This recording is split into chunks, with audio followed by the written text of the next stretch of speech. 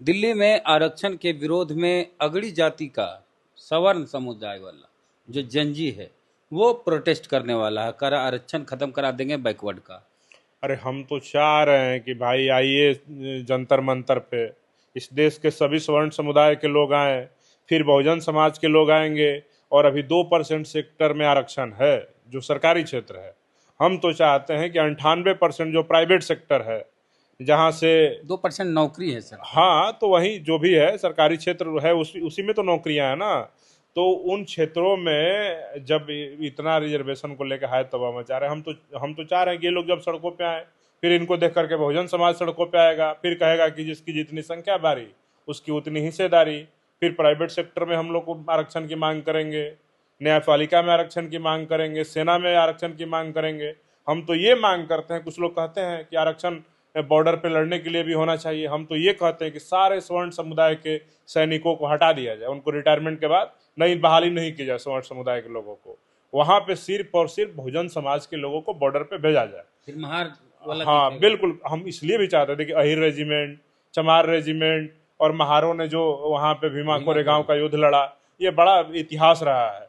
और हम चाहते हैं कि बहुजन समाज के लोग वहाँ जाएं। क्यों? क्योंकि अब तक जितना भी सेना के लोग जासूसी में, पाकिस्तान को यहाँ की जानकारी लीक करने में लोग अभी तक जो जितने लोग पकड़े गए हैं, कोई या तो ब्राह्मण होते हैं, कोई राजपूत होते हैं। तो ऐसे में बहुजन समाज के लोग जब जाएंगे तो उनकी भारत जो भूमि है, मूल निवासी है, हाँ मूल निवासी हैं, तो उसको लेकर के कम से कम वो सूचनाएं तो लीक नहीं करेंगे, देश के साथ गद्दारी तो नहीं करेंगे।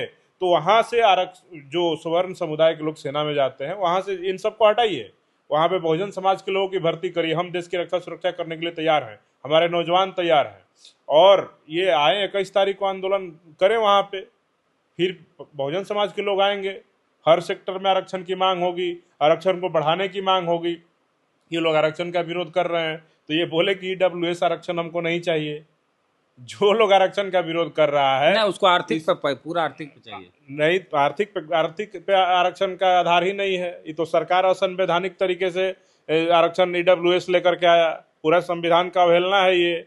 आर्थिक आधार पर आरक्षण हो ही नहीं सकता है। आप जा करके देखिए, आरक्षण का मतलब ही है प्रतिनिधित्व। हाँ। तो ये किसने कह दिया कि अगड़ी जात के गरीब लोगों का प्रतिनिधित्व नहीं है कि वहां देना पड़ा? बिल्कुल, बताइए कोई ऐसा सेक्टर है इस देश में जहाँ पे अगड़ी जाति के लोगों का प्रतिनिधित्व नहीं है? नहीं, गरीबे को मान लेते हैं, हाँ, जिसके बाप गरीब हाँ गरीबी हम कह रहे हैं, जिसके पिता गरीब रहे हो, हाँ, उसका गरीबी का भी पैमाना देखिए ना, 8 लाख है। हाँ। जिसका साल का कमाई 8 लाख हो उसको आर्थिक आधार पर आरक्षण मिलेगा। नहीं तो आठवले जी का सुने हैं, रामदास आठवले जी हाँ। क्या बोले क्या बोले हैं रामदास? ईडब्ल्यूएस में जो 8 लाख की सीमा उसको बढ़ा के 20 लाख 15 लाख कर दिया जाए। 15-20 लाख कर देगा तो कोई स्वर्ण समुदाय का व्यक्ति बच ही नहीं जाएगा।